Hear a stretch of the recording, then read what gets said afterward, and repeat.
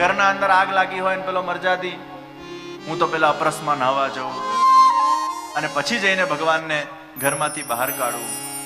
ભાઈ, અત્યારે ઘરમાં આગ લાગેલી છે, તું અપરસ કરવા જાય? તું જે હાલતમાં છે, જે સ્થિતિમાં છે, એ ભગવાનને અડક અને ઝાંપીજીમાં બહાર દોડતો નીકળ. ત્યારે આપતકાલે મર્યાદા નાસ્તી. પતિકો શુદ્રવત આચરે. આ સિદ્ધાંત છે કે ટ્રાવેલિંગના અંદર બધા જ લોકો શુદ્રવત થઈ જાય છે. પથિકો શુદ્રવત આચરે. જ્યારે તમે યાત્રા પર હો ત્યારે અમુક કદાચ મર્યાદાઓ તમારાથી ફોલો નથી થતી, આચાર વિચાર ફોલો થતા નથી, તો ઘણા બધા ધર્મશાસ્ત્રના અંદર આપણા જે સિદ્ધાંતો છે એ સિદ્ધાંતોમાં દેશકાલ પરિસ્થિતિ પ્રમાણે ફ્લેક્સિબિલિટી દેખાડેલી છે. પણ આપણે સિદ્ધાંત જડ બની જઈએ તો સિદ્ધાંત જડતા નકામું. અરે એવું સત્ય નકામું જે કોઈને મારક સિદ્ધ બને. ભાઈ, બાપુજી હોસ્પિટલના અંદર હોય ને હાર્ટ એટેક આવ્યું હોય ને બાપુજીને લોટરી લાગી હોય ને પેલો સત્યવાદી હરિશ્ચંદ્ર થઈને એમને આ સમાચાર કહેવા જાય ને ડોક્ટર ના પાડે કે ભાઈ અત્યારે આ બધા સમાચાર નહીં આપતો, ભલે તું સાચું બોલનાર છે પણ અત્યારે આ સમાચાર આપશે તો એમને વળી પાછો હાર્ટ એટેક આવવાની સંભાવના છે, અત્યારે આ રિસ્ક લેવા જેવું નથી, હમણાં સત્યનું જોખમ લેવા જેવું નથી, છતાંય પેલો ચાપલો બનીને એમને કહેવા જાય અને ફરી એમને હાર્ટ એટેક આવે ને બાપુજી પહોંચી જાય તો એ સત્ય તમારું એ મારક બન્યું કહેવાય. એ સત્ય કોઈનો બચાવક બન્યો નથી પણ મારક બન્યો છે. એવું सत्य શું काम? देश काल परिस्थिति के आधार पर हमारे सिद्धांत कभी सरल भी बनने चाहिए, लेकिन उसमें समाज का हित होना चाहिए, संप्रदाय हित होना चाहिए, परिवार का हित होना चाहिए, देश का हित होना चाहिए. देश के लिए, धर्म के लिए, संप्रदाय के लिए, परिवार के रक्षण के लिए शायद अगर वो सिद्धांतों को अगर हम देशकाल परिस्थिति के अनुसार अगर डाइल्यूट करके उनको अगर सरल भी बना देते हैं तो उसमें कोई प्रकार की आपत्ति नहीं. અને એટલે શાસ્ત્રોમાં કીધું પણ છે કે તમને ભૂખ લાગી હોય ને ભૂખથી તમારા અગર પ્રાણ જતા હોય, તમે મરવા પડ્યા હોય તો જુઠ્ઠું બોલીને પણ તમે બ્રાહ્મણ બની શકો છો અને ભિક્ષા માંગી શકો છો. ભલે તમે બ્રાહ્મણ નથી, ભિક્ષા માંગવાનો અધિકાર એને છે કે સંન્યાસીને છે.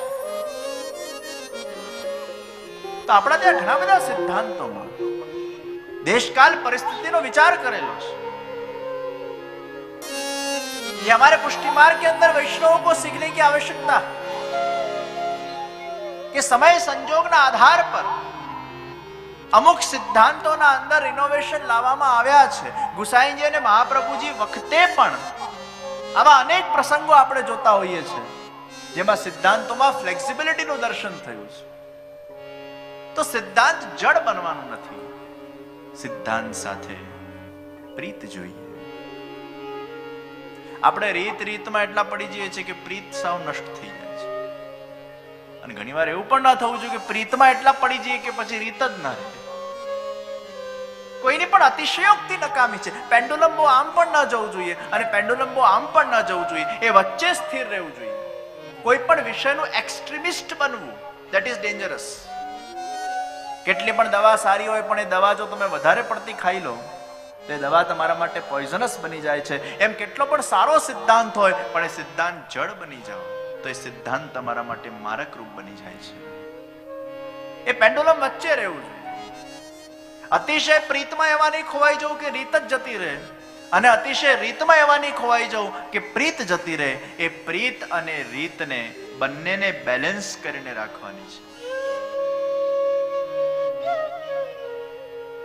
तो सिद्धांत के साथ सरलता, सहजता, प्रेम, भक्ति और अंत में स्वीकार.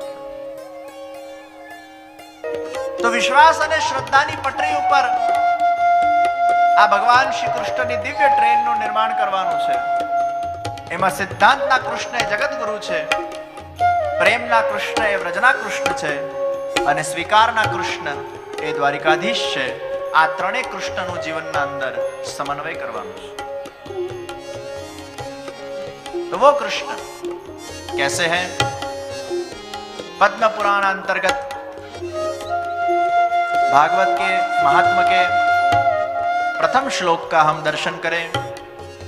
वो भगवान श्री कृष्ण उनका स्वरूप परिचय क्या है, उनका कार्य परिचय क्या है और उनका स्वभाव परिचय क्या है, एक कृष्ण कहवा छे।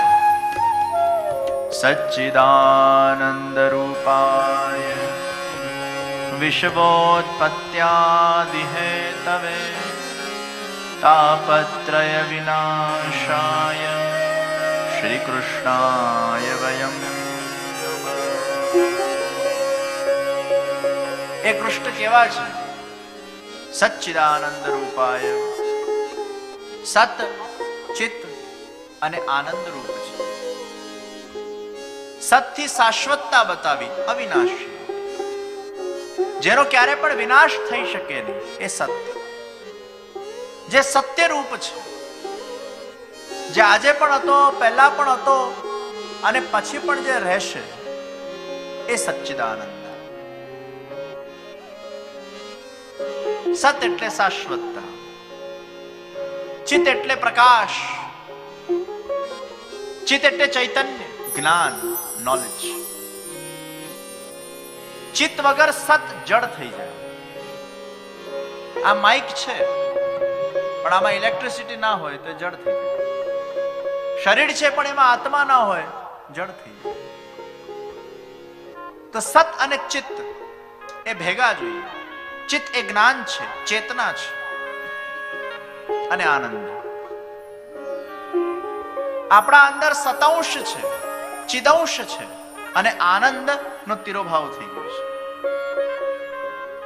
ભગવાનના અંદર સત તત્વ પૂર્ણ છે, એટલે ભગવાન સર્વવ્યાપક છે, બધે જ છે.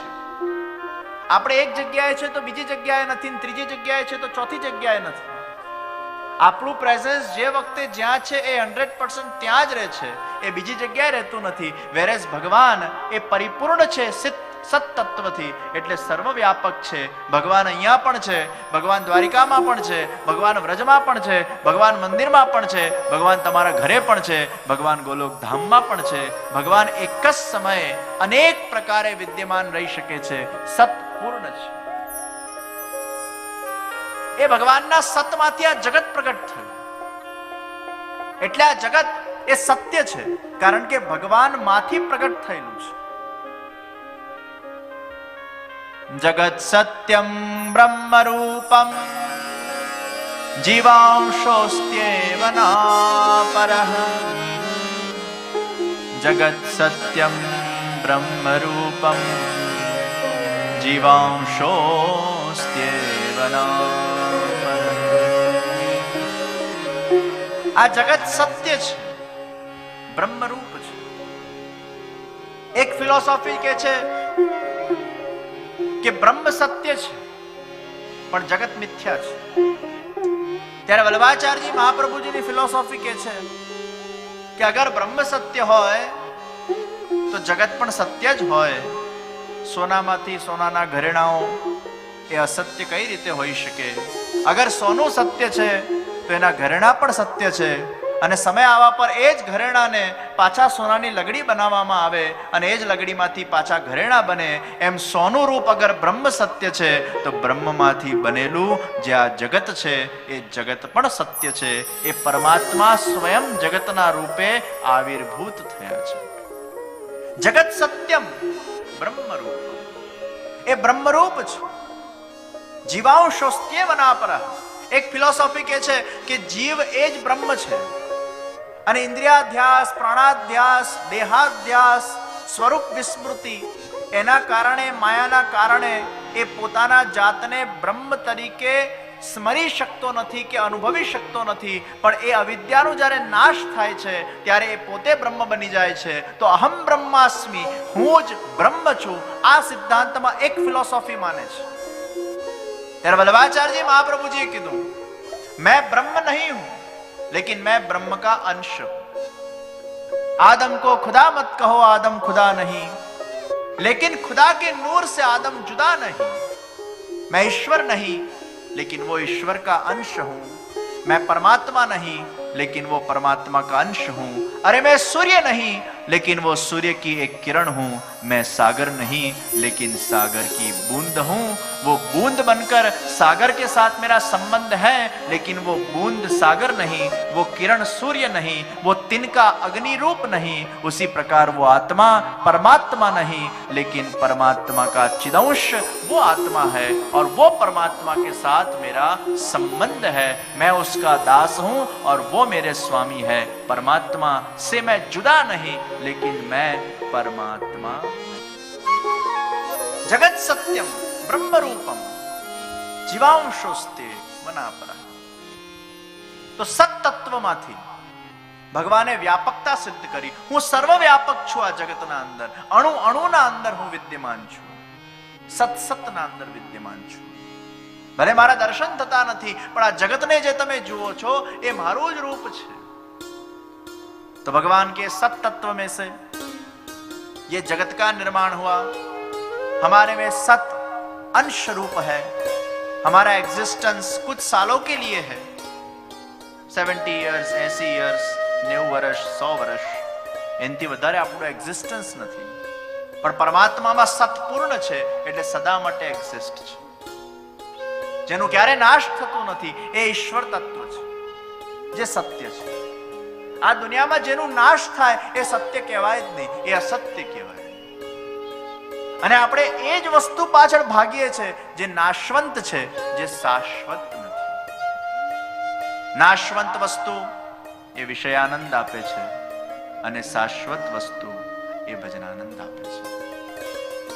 જ્યારે આ સત્યનું વ્યક્તિના જીવનમાં જ્ઞાન થઈ જાય કે આ બધું જ ઈશ્વર છે, આ બધું જ ઈશ્વર દ્વારા બનેલું છે અને મારા અંદર પણ જે ચેતનાનો સ્ત્રોત છે એ ઈશ્વરની જ ચેતના છે। આ જ્ઞાન જ્યારે એના જીવનના અંદર જાગૃત બની જાય છે ત્યારે એની દૃષ્ટિ જ્ઞાનમય દૃષ્ટિ બની જાય। પછી નાની વસ્તુ એને મોટી નથી લાગતી, પણ મોટી વસ્તુ એને નાની લાગવા લાગે છે। ચિત્ત ભગવાનમાં પૂર્ણ છે। આપણે આપણા જાતને કહીએ હું ડોક્ટર એટલે હું ડોક્ટર જ, પછી મને એન્જિનિયરિંગનું નથી આવડતું, મને આર્કિટેક્ટનું નથી આવડતું, મને કોઈ બીજા વિભાગનું નથી આવડતું। ભગવાનમાં ચિત્ત પૂર્ણ છે। ભગવાનને સર્વનું જ્ઞાન છે અને આનંદ એ આનંદ રૂપ સાક્ષાત પરમાત્મા છે, જે આનંદના જ સ્વરૂપ છે। हमारे अंदर आनंद लुप्त हो गया है। हमारा भगवान बहुत होशियार है। भगवान ने थયું जो आनंद मनुष्यने હું આપી દઈશ તો પછી મારા પાસે આવશે જ નહીં, મારી ભક્તિ કરશે જ નહીં, એટલે એક કામ કરું, મનુષ્યનું નિર્માણ તો કરું પણ એના અંદરથી આનંદને હું ચોરી કરી નાખું। એટલે ભગવાન કહે છે એ મારા મનુષ્ય, અગર તને આનંદની પ્રાપ્તિ કરવી હશે તો તારે મારા પાસે જ આવવું પડશે, મારા ભજનાનંદના અંદર જ ખોવાવું પડશે, મારી કથાનું શ્રવણ કરવું પડશે, મારું સેવન કરવું પડશે અને મારું સ્મરણ કરવું પડશે। જ્યાં સુધી તું મારા પાસે નહીં આવે તને એ જીવનમાં આનંદની ઉપલબ્ધિ ક્યારે પણ થઈ શકતી નથી। भगवान के दिव्य स्वरूप में से, गुण में से, लीला में से, कथा में से और सेवा में से ही प्राप्ति होती है। જેટલો એ આધ્યાત્મિક રસનું કન્ટેનર ભરાતું જશે તમારામાં હેપીનેસનો એ થર્મોમીટર વધતો જશે, વિષય રસ વધતો જશે, હેપીનેસ ઘટતી જશે। આજે જેને આપણે સુખ કહીએ છીએ એ દુઃખનું બીજું નામ છે, કારણ કે જેનાથી આપણને સુખ થાય છે કાલે એનાથી જ આપણને દુઃખ થવાનું છે। જેનું જન્મ આપણને હસાવવાનું છે, એક ના એક દિવસે એનું મૃત્યુ આપણને રડાવવાનું છે। જ્યાં આજે અટેચમેન્ટ થયું છે ત્યાં ડિટેચમેન્ટ થવાનું જ છે, પણ જેના મનનું અટેચમેન્ટ એ પરમાત્મા સાથે થયેલો છે, એ પરમાત્મા સત્યરૂપ છે, જે પરમાત્માથી ક્યારે પણ ડિટેચ થવાનું નથી, જે પરમાત્માનો ક્યારે પણ નાશ થવાનું નથી। નાશવંત વસ્તુ સાથે આપણે અટેચ થઈશું તો એ વસ્તુના નાશ પર દુઃખ થશે, પણ શાશ્વત વસ્તુ સાથે અટેચ થઈશું તો એનો નાશ કદી થવાનું જ નથી। વ્યક્તિના જીવનમાં દુઃખનો પ્રશ્ન જ નથી આવવાનો, એના જીવનના અંદર એ આનંદ અને પરમાનંદના એ સુંદર નદીઓ એ વહેવા લાગતી હોય છે। એટલે જ આનંદનું કોઈ અપોઝિટ નથી। સુખનું ઓપોઝિટ દુઃખ છે, પ્રસન્નતાનું ઓપોઝિટ શોક છે, પણ आनंदનું કોઈ પણ ઓપોઝિટ નથી. एक बार आनंद की प्राप्ति होती है, उसका अपोजिट उसके जीवन में कभी भी प्राप्त होता नहीं है. लेकिन सुख का अपोजिट दुख मिलेगा, प्रसन्नता का अपोजिट शोक मिलेगा, आनंद का कोई अपोजिट नहीं, क्योंकि आनंद का संबंध नाशवंत के साथ नहीं, शाश्वत के साथ. ये सच्चिदानंद रूप भगवान श्री कृष्ण जे पूर्णानंद છે, વિશ્વોત્પત્ત્યાદિ હેતુ, જેના વિશ્વની ઉત્પત્તિ કરી, સ્થિતિ કરી અને લય કરી છે. ભગવાન આ જગતને બનાવે છે, એમાં રહે છે અને એનું લય કરે છે. આ ભગવાનની એક ક્રીડા છે. મને એક છોકરાએ પૂછ્યું, ભગવાને આ દુનિયા કેમ બનાવી? મેં કીધું રમવા માટે બનાવી. મને કે ભગવાન કેમ રમે છે? મેં કીધું એન્ટરટેનમેન્ટ માટે રમે છે. તું કેમ રમે છે? હું પણ એન્ટરટેનમેન્ટ માટે રમું છું. મેં કીધું તારા ને ભગવાનના રમવામાં એટલો જ ફરક છે કે તું આનંદ માટે રમે છે અને ભગવાન આનંદથી રમે છે. આનંદ માટે રમવું એટલે તમારામાં કંઈક નથી, એને પામવા તમે કંઈક કરો છો. અને એક છે તમારામાં કંઈક છે, એને લૂંટાવો છો. अरे सूरज वो प्रकाश है, उसको प्रकाश लेने की आवश्यकता नहीं, वो तो प्रकाश को लुटाता है. उसी प्रकार भगवान कुछ भी करे, उसमें भगवान को आनंद की कोई अपेक्षा नहीं, क्योंकि भगवान स्वयं ही आनंद का स्वरूप है. वो आनंद के लिए कुछ नहीं करते, वो आनंद से सब कुछ करते हैं. एक છે પ્રેમ મેળવવા કંઈક કરવું અને એક છે પ્રેમથી કંઈક કરવું, એમાં ફરક છે. ઘણા ભક્તિ પ્રેમ મેળવવા કરતા હોય કે ભગવાનની સાધન ભક્તિ કરીએ, એનાથી ભગવાનમાં અમને પ્રેમ જાગૃત થાય, અને એક છે પ્રેમથી કરેલી ભક્તિ. ગોપીઓએ જે ગોપી ગીત પ્રગટ કર્યું એ પ્રેમ માટે ગવાયેલું ગીત નથી કે આ ગીત ગાઈને મારા અંદર પ્રેમના એ સુંદર કણો પ્રગટ થાય. એ પ્રેમથી ગવાયેલું ગીત છે. तो एक है प्रेम से कुछ करना, एक है प्रेम के लिए कुछ करना, एक है भक्ति के लिए कुछ करना, एक है भक्ति से कुछ करना, एक है समर्पण के लिए कुछ करना, एक है समर्पण से करना. भगवान आनंद के लिए कुछ नहीं करते, भगवान आनंद से करते. आ विश्वनी उत्पत्ति, स्थिति અને લય. ભગવાનને સર્જનમાં મોહ નથી, પાલનમાં અહંકાર નથી, વિસર્જનમાં શોક નથી. જીવને સર્જનમાં મોહ છે એટલે પાલનમાં અહંકાર છે અને એટલે વિસર્જનમાં શોક થાય છે. પણ ભગવાન જે કરે એ લીલા કહેવાય. તાપત્રય વિનાશાય શ્રી કૃષ્ણાય વયમ નમઃ. જે ત્રણેય પ્રકારના દુઃખમાંથી વ્યક્તિની નિવૃત્તિ કરે પોતાની ભક્તિના માધ્યમથી. આધિ, વ્યાધિ અને ઉપાધિ. ન હોવાને કારણે થાય એ આધિ, પણ હોવાના કારણે થાય એ ઉપાધિ. ઘરમાં મોબાઈલ નથી એ આધિ, પણ છે તો વારંવાર વાગ્યા જ કરે છે, ઉપાધિ. લગ્ન નથી થયા આધિ, પણ થઈને પાછા છૂટા થયા, ઉપાધિ. છોકરા નથી થયા આદિ, પણ થયા તો એવા થયા કે માતા પિતાને વૃદ્ધાશ્રમમાં મૂકી આવે, ઉપાધિ. ટીવી નથી આદિ, પણ છે તો વારંવાર બાજુવાળા ઘરે જોવા આવી જાય છે, ઉપાધિ. જીવનના અંદર જે ન હોવાના કારણે થાય એ આધિ, પણ જે હોવાના કારણે થાય એ ઉપાધિ. અને જે રોગના કારણે થાય એ વ્યાધિ. આધિ, વ્યાધિ અને ઉપાધિ, આ ત્રણેય પ્રકારના દુઃખમાંથી જે નિવૃત્ત કરે છે એવા શ્રી કૃષ્ણાય વયમ નમઃ. એવા કયા કૃષ્ણને અમે નમસ્કાર કરીએ છીએ? જે પરબ્રહ્મ છે, પરमात्मा છે, जो सबसे बड़े हैं, उनसे बड़ा भगवान इस विश्व के अंदर कोई नहीं है.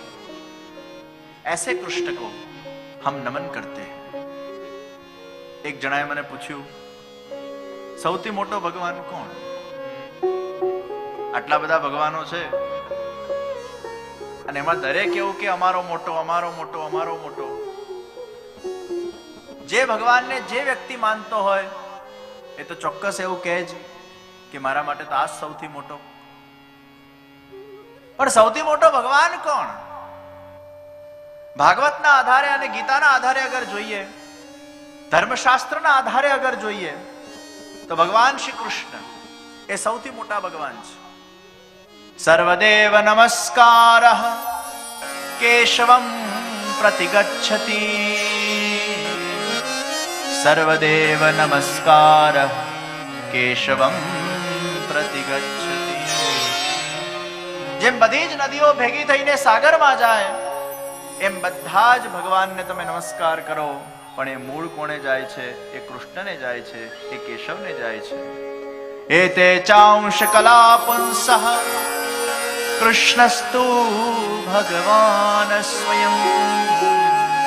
એતે ચાંશ કલા પુંસઃ કૃષ્ણસ્તુ ભગવાન સ્વયં. કોઈ ભગવાનનો અંશાવતાર છે, કોઈ કલાવતાર છે, કોઈ આવેશ અવતાર છે, પણ ભગવાન શ્રી કૃષ્ણ એ પૂર્ણાવતાર છે. જે 16 કલાના અવતાર છે એ ભગવાન શ્રી કૃષ્ણ છે, જે 15 કલાના અવતાર છે એ ભગવાન શ્રી રામ છે. તો ભગવાન શ્રી કૃષ્ણ એ પૂર્ણ પુરુષોત્તમ છે.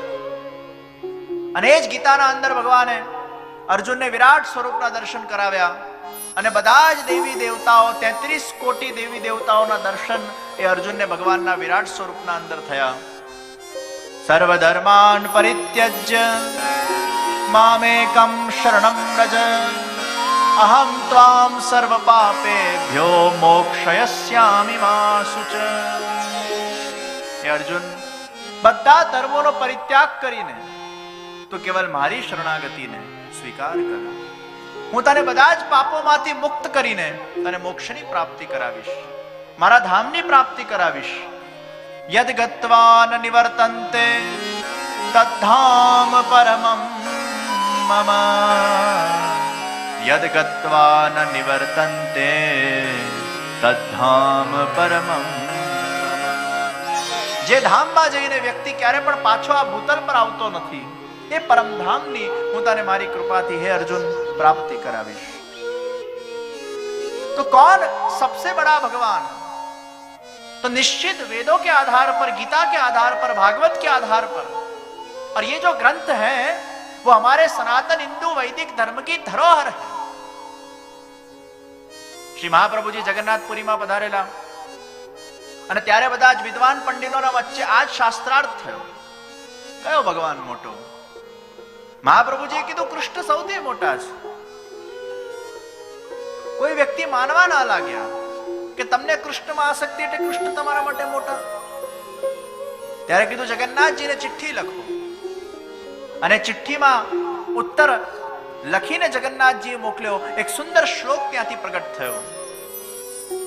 અને જગન્નાથજીને જ્યારે એ વિનંતી પત્ર મૂકવામાં આવ્યું કે આપસ સમાધાન કરો, કોણ સબસે બડા હૈ, ત્યારે એમાં સુંદર શ્લોક પ્રગટ થયો.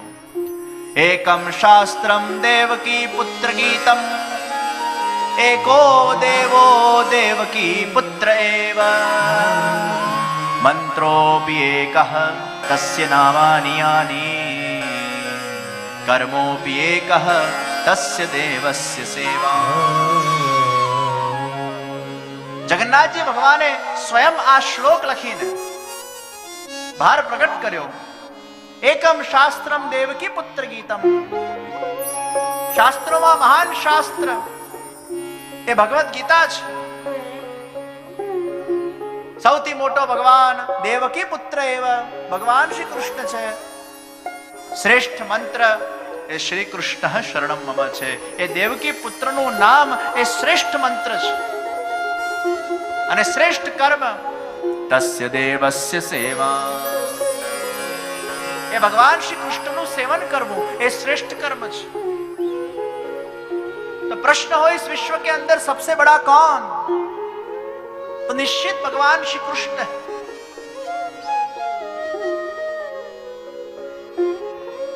અને એ કૃષ્ણ પરબ્રહ્મ છે, આદિ નારાયણ છે. વેદોમાં પણ અગર ભગવાન કોઈ હોય તો આ કૃષ્ણ શબ્દનો ઉપયોગ કરવામાં આવ્યો છે.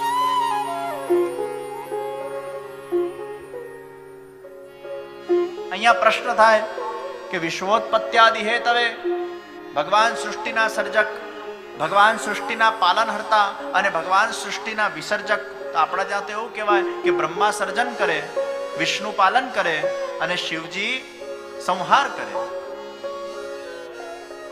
તો ભગવાન કૃષ્ણ સર્જક છે, એ જ પાલક છે, એ જ વિસર્જક છે. તો બ્રહ્મા વિષ્ણુ મહેશ ક્યાં ગયા? પ્રિયજનો, આખું વિશ્વ એવું માને છે કે ભગવાન કૃષ્ણ વિષ્ણુના અવતાર છે. પરંતુ યાદ રાખજો, ભગવાન કૃષ્ણ વિષ્ણુના અવતાર નથી, પણ વિષ્ણુ એ ભગવાનમાંથી પ્રગટ થયેલા એક તત્વરૂપી ગુણાવતાર છે. ભગવાને પોતાના અંદરથી 3 ગુણ પ્રગટ કર્યા: સત્વ, રજ અને તમ. એ આદિનારાયણ પરબ્રહ્મ પરમાત્મામાંથી સાત્વિક, રાજસ અને તામસ ગુણ પ્રગટ થયા. એમાં સત્વગુણના અવતાર એ વિષ્ણુ છે, રજોગુણના અવતાર એ બ્રહ્માજી છે અને તમોગુણના અવતાર એ શંકર ભગવાન છે. આ 3 ગુણાવતારને ભગવાને પ્રગટ કર્યા અને એમાં કીધું, બ્રહ્માજી તમારે સર્જન કરવાનું, વિષ્ણુ ભગવાન તમારે પાલન કરવાનું અને શંકર ભગવાન તમારે વિસર્જન કરવાનું. પણ મૂળ જે આદિ નારાયણ પરબ્રહ્મ તત્વ છે એમાંથી આ 3 તત્વો પ્રગટ થયા. એટલે ભગવાન શ્રી કૃષ્ણ એ વિષ્ણુના અવતાર નહીં, પણ ભગવાન શ્રી કૃષ્ણ એ મહાવિષ્ણુ આદિ નારાયણ પરબ્રહ્મ તત્વ, જેમાંથી બ્રહ્મા, વિષ્ણુ અને મહેશનું પ્રાગટ્ય થયું છે. तो वो महाविष्णु परम तत्व आदि नारायण वो श्री कृष्ण है. और वो कृष्ण पूर्ण पुरुषोत्तम है, जो आनंदमयी है, जो सच्चिदानंद है, जो इस विश्व के स्थिति के मुख्य कारण है, लय के मुख्य कारण है और सर्जन के मुख्य कारण है. ऐसे कृष्ण को हम नमन करते हैं जो विश्व के पति है, विश्व के उद्धारक है, विश्व के सर्जक है, जो पूर्ण पुरुषोत्तम श्री कृष्णाय वयम. एक कृष्ण सुप्रीम છે, સર્વવ્યાપક છે. મને એક છોકરાએ પૂછ્યું, ભગવાનનું સર્જન કોણે કર્યું? મેં કીધું, જેને તારું સર્જન કર્યું ભાઈ. ભગવાનનું સર્જન કોઈ ન કરે, ભગવાન સેલ્ફ ક્રિએટેડ છે. ભગવાન એ સ્વયંભૂ છે. એ ઈશ્વર, એ શ્રી કૃષ્ણ પરબ્રહ્મ છે, પરમાત્મા છે. અને એ કૃષ્ણ તત્વ સાથેનો આપણો સંબંધ હોય તો અન્ય કોઈ જગ્યાએ જવાની આવશ્યકતા નથી. મને ઘણા બધા લોકો કે આ પુષ્ટિમાનના વૈષ્ણવ છે ને મૌલેશભાઈ બહુ ચુસ્ત, એકલા કૃષ્ણને જ માને. ઘણા આપણા પ્રાચીન સન્માનનીય અમુક લોકો એ શિવ શબ્દ ના બોલે કે શિવ બોલવાથી અન્યાશ્રય થઈ જાય. મને એક બહુ મોટા સંતે કીધેલું कि आप लोग तो वैष्णवाचार्य हो यानी कृष्ण के चुस्त भक्त हो, आपके वहां तो शिव का नाम भी बोला नहीं जाता है, नाम बोलने से अन्याश्रय हो जाता है. मैंने कहा किसने कहा? अगर शिव नाम बोलने में अन्याश्रय होता है तो फिर वल्लभाचार्य जी महाप्रभु जी ने यमुनाष्टक के अंदर शिव विरंचिदे वस्तुदे, वहां शिव शब्द का उपयोग कहां से किया? अने ए बहनों अने भाइयों, यमुनाष्टक नु रोज पाठ करता होय एमा शिव विरंचिदे वस्तुदे करता होय ते शिव शब्द बोलवामां कोई जग्याए अन्याश्रय नथी. अन्याश्रय नु पहला डेफिनेशन समझवानी जरूर छे कि what is the definition of अन्याश्रय. अन्य आश्रय एनो अर्थ शुं? पहला एक वस्तुनी तमने स्पष्टता आपी दઉં. अगर कोईने माताजी में आसक्ति है तो एना माटे माताजी ज मोटा. जेने राम भगवान में आसक्ति हो एना माटे राम ज मोटा कहेवाय. जेने शंकर भगवान में आसक्ति हो एना माटे शंकर भगवान ज मोटा कहेवाय. जेने जे भगवान में आसक्ति होय एना माटे ए भगवान सौथी ऊंचो बनी जाय छे. कारण के कोण भगवान ऊंचो नीचो ए प्रश्न नथी, कोणामां तमने प्रेम छे प्रश्न छे. अने जेनामां तमने प्रेम थई जाय छे वो प्रेम सबसे बड़ा हो जाता है. जेनामां तमने प्रेम छे ए तमारा माटे सौथी ऊंचो थई जाय छे. ए तमारुं बाळक गमे तेवुं कदाच अगली होय, कुरूप होय, पण ए बाळकमां जो माने प्रेम होय तो एना माटे एनुं बाळक ए सौथी सुंदर छे. एनाथी श्रेष्ठ के सुंदर बालक एना जीवनना अंदर बीजું કોઈ છે નહીં. કારણ કે માને એના બાળકમાં પૂર્ણ પ્રેમ છે. એને એનું બાળક સૌથી વહાલું લાગે છે વિશ્વના બીજા બાળકોના કમ્પેરિઝનના અંદર. ભલે વિશ્વના બીજા બાળકો સુંદર હોય, ઇન્ટેલિજન્ટ હોય, ટેલેન્ટ હોય, પણ એની મા માટે એનું બાળક એ સૌથી ઊંચો છે. એમ જેને જે ભગવાનમાં પ્રેમ, આસ્થા ને ભક્તિ છે એના માટે એ ભગવાન સૌથી ઊંચો થઈ જાય છે, સૌથી મોટો થઈ જાય છે. પછી કદાચ બીજા ભગવાન પ્રત્યે એની આસક્તિ ડાયવર્ટ પણ થાય તો એનો અન્યાશ્રય થયો. मैं जिस रंग के अंदर रंग गया हूं, मेरे अंदर बस वही रंग होना चाहिए और कोई दूसरा रंग नहीं आना चाहिए. अरे सूरदास रु कामरिया पर चढ़े न दूजो रंग. अरे सूरदास रु कामरिया पर चढ़े न दूजो रंग. अरे तुलसी मस्तक तब झुके जब धनुष बाण लियो हाथ. तुलसी मस्तक तब झुके जब धनुष बाण लियो. वो तुलसीदास जी राम के रंग में रंगा हुआ, वो सूरदास जी कृष्ण के रंग में रंगे हुए. एक राम रंग में, एक कृष्ण रंग में. जिसको जिसके अंदर प्रेम है, जिसको जिसके अंदर प्रेम सगाई है, जिसको जिसके अंदर आस्था है और भक्ति है, उसके लिए वो भगवान सबसे ऊंचा हो जाता है.